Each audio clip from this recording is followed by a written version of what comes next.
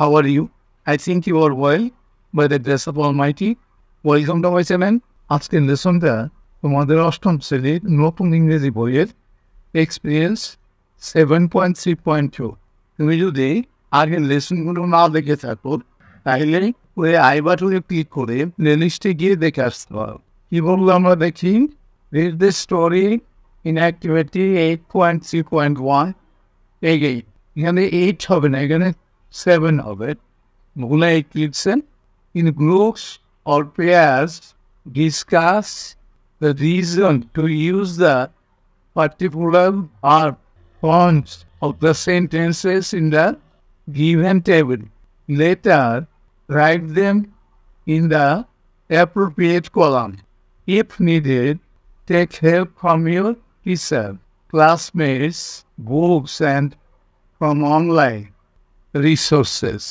বাংলায় বলা হলো অ্যাক্টিভিটি 7.3.1 এর গল্পটি আবার পড়ুন। দলে বা জোড়ায় প্রদত্ত সারণীতে সেন্টেন্সগুলোতে ভাগ এর নির্দিষ্ট ফর্ম ব্যবহার করার কারণ আলোচনা করুন।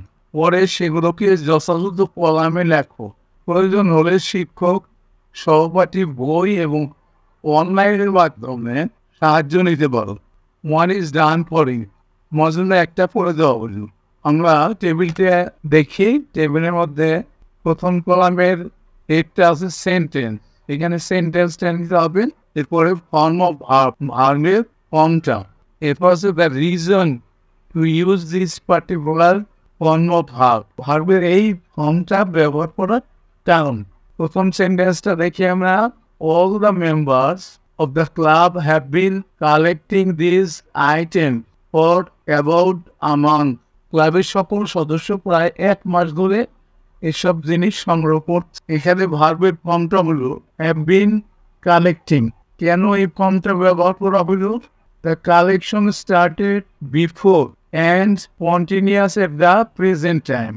সংগ্রহ পূর্বে শুরু হয়েছিল এবং বর্তমান সময়ে চলছে। সুতরাং the verb form will be in the present perfect continuous tense. তাই ক্রিয়ার রূপ হবে present perfect continuous tense। দেখি have অথবা has plus been plus present participle root plus ing মূল হবে সাথে ing। এরপরে সেন্টেন্সটা দেওয়া ছিল, এটা তোমাদের করতে হবে। তোমাদের জন্য আমি কিন্তু পড়ে রেখেছি। এভাবে তুমি লিখতে পারো অথবা তুমি নিজেও করতে পারো। বললে recently have I been appointed to the position? মাত্রই বা সম্প্রতি আমি এই পদে নিয়োগপ্রাপ্ত হয়েছি। এখানে ভাবটা হলো কি, have been appointed। ব্যাখ্যাটা কি, she was appointed to the post which she is currently holding। তাকে যে পদে নিয়োগ দেওয়া হয়েছিল সেখানে সে এখন আছে। So the verb form would be in the present perfect tense। তাই ক্রিয়ার রূপটা হবে প্রেজেন্ট পারফেক্ট টেন্স। আর এটার স্ট্রাকচার হলো হ্যাজ অথবা have plus been plus past participle. এরপরেরটা আমরা দেখি, it is high time we all started working hand in hand. এখনই সময় আমাদের সবার হাতে হাত নিয়ে কাজ শুরু করার। ভার্বের ফর্মটা আছে স্টার্টেড ওয়ার্কিং। ব্যাখ্যাটা কি আছে, মানে আমরা দিয়েছি when there are two verbs, the second one will be present participle। যখন দুইটি ভার্ব থাকে দ্বিতীয় ভার্বটি প্রেজেন্ট পার্টিসিপল হয়, অর্থাৎ মূল ভার্বের সাথে আইএনজি যুক্ত হয়। that's একটা রুট ভার্ব প্লাস আইএনজি। এরপরে সেন্টেন্সটা দেখি, I wish I were a student like you. আমি যদি তোমার মতো ছাত্র হতে পারতাম। এখানে ভার্বের ফর্মটা হলো ওয়ার। কেন ব্যবহার করা হয়েছে war? If the sentence starts with I wish, then the verb after it will be where। কোনো বাক্য যদি I wish দিয়ে শুরু হয় তাহলে পরের ভাবটি where হবে। এরপর আছে Shawly cannot help approaching her। এখানে ভাবটা ছিল cannot help approaching। কেন এই ভাবটা ব্যবহার করা হয়েছে? If there is cannot help, then the verb form will be present participle। স্ট্রাকচারটা দেওয়া হয়েছে রুট প্লাস আইএনজি।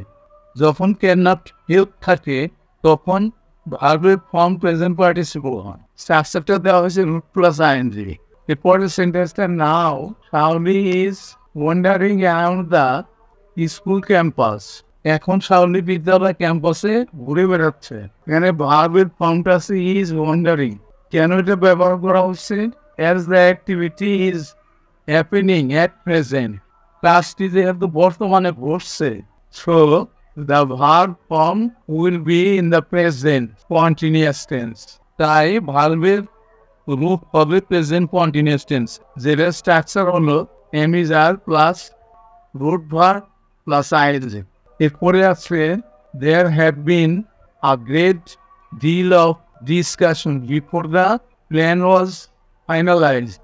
পরিকল্পনা চূড়ান্ত করার পূর্বে ব্যাপক আলোচনা হয়েছিল।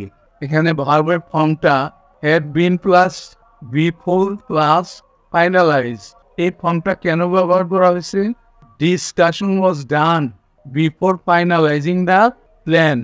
পরিকল্পনা চূড়ান্তের পূর্বে আলোচনা হয়েছিল। So the verb form will B past perfect tense. এই কারণে ভার্বের রূপ পাবে পাস্ট পারফেক্ট টেন্স। স্ট্রাকচারটা V3 plus V4 plus V2। এরপরে সর্বশেষ সেন্টেন্সটা আমরা দেখি।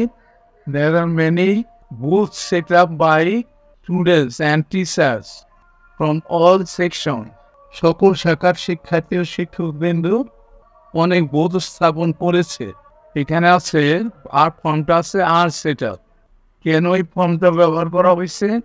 Here booths are set up by others. এখানে অন্যেরা বুথ স্থাপন করেছে। So it is a passive voice of simple present tense.